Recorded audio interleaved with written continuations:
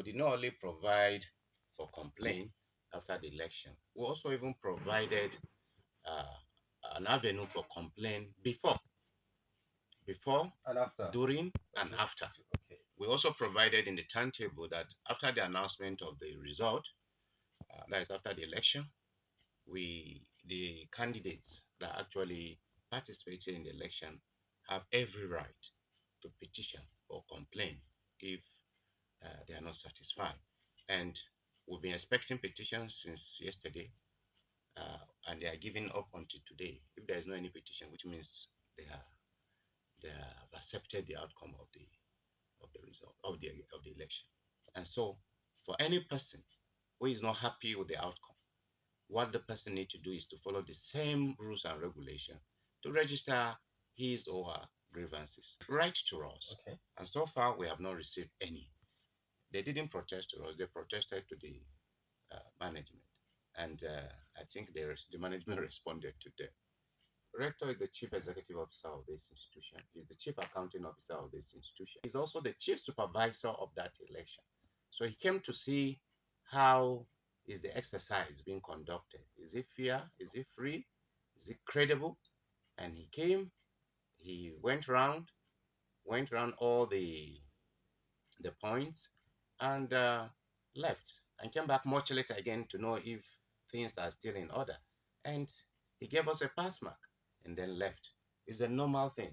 From the general rules actually indicated that the voting from 8 to 5 p.m., because we segmented the voting this year to be according to school, so we can manage the population. And they also, when we met a couple of times, I think almost 3 to 4 times. And they kept on asking, okay, if someone will not turn up at the time his school was voting, what will happen? Will the person be disenfranchised? We now said no, we can agree on allowing the person to vote. But after all the schools have voted. Okay. And Okay. so Okay. after all the schools have voted, and we still have students on ground, perhaps those who came late and those who could not vote because their school have voted Already before they came. already, yeah, can now vote. And when it was 5, I went to the situation room where the agents were, and we had a discussion. I said, okay, look at it. It is already 5, and we have students on ground wanting to vote. And we all agreed that, okay, it should be extended by 30 minutes. And normally, 5, it should have been 5:30. Unfortunately, when I got out to pass the message that the latecomers can now, the students on ground can come in to vote, some of the students block the entrance that no more voting. And I said, no, you don't determine the rule.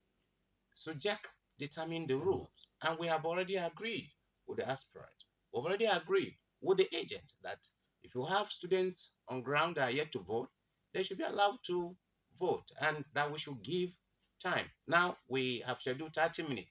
Then you are not blocking it. So the 30 minutes cannot start now until when they start uh, going into the voting arena.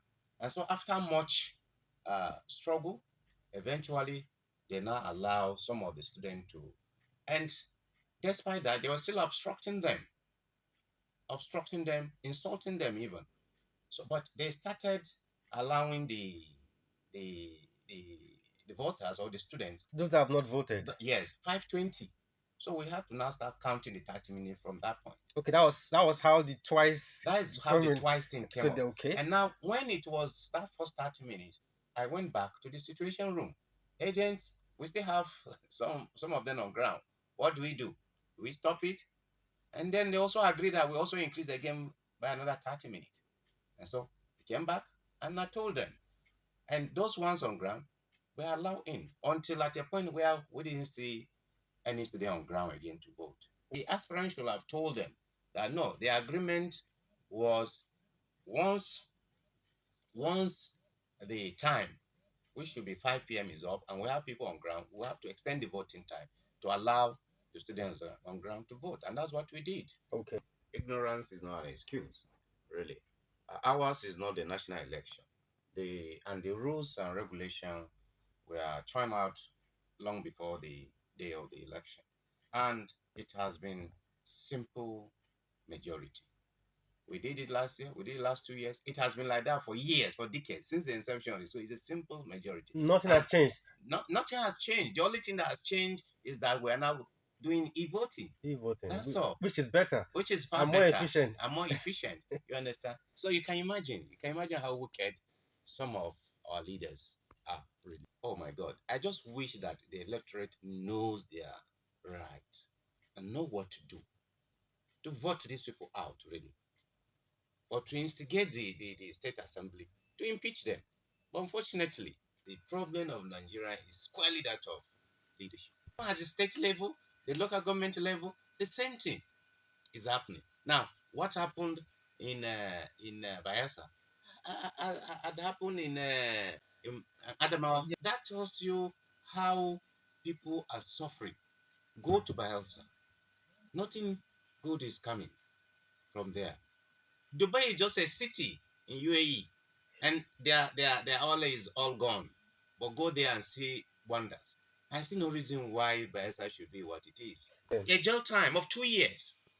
And we have a serving minister. And then we now have a serving minister that have not been issued discharge certificate. Though she is serving. So who cannot say that she didn't serve? She's serving. If she's so important, why not leave her for the next 4 months? What we expect is that maybe the DSS didn't do their work diligently also. Or perhaps the president is so interested or maybe they did their work, and then maybe the powers that be still want her to be there. And if they want her to be there, it's also simple. You know, the constitution is very clear. For you to be minister, a politician, you don't need degree. And it's only those who have degree or equivalent that go for service. So she should have claimed that she has secondary school certificate, and that ends the story. If she claimed that she's a dropout, that ends the story. If she claimed, Motawali claimed, is it vocational training center? I saw that credentials. So nobody is asking for the NYC discharge. It's very discouraging, sir. But nobody is asking for the NYC discharge. Sir, you're a PhD holder. How do you feel saying that? A man with such credentials is being appointed as Minister of the Federal Republic of Nigeria. No, you have somebody. It's unfortunate, really. Very, very unfortunate. You know, that I know. He was governor, not to talk of even minister. He was governor, a chief executive of a state for 4 years, not to talk of minister. It's just because most of our people are ingrate and they are not grateful. They just believe they just need to be there because of what they have access to. Why should you be minister after being governor? Except your services are needed